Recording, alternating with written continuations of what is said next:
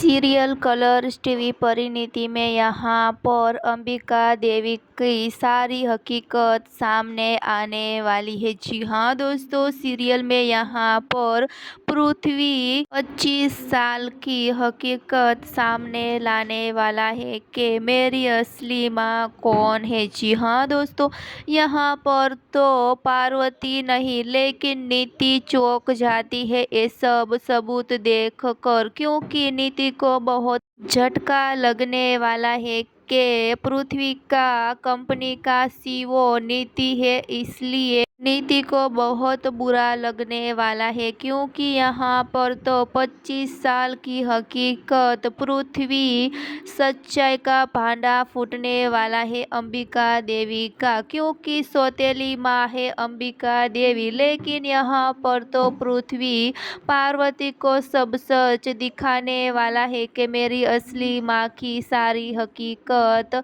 और मेरे साथ क्या किया था। जी हाँ दोस्तों, यहाँ पर तो पार्वती बहुत मुसीबत में फंस जाने वाली है और नीति भी बहुत मुसीबत में फंस जाने वाली है। जी हाँ।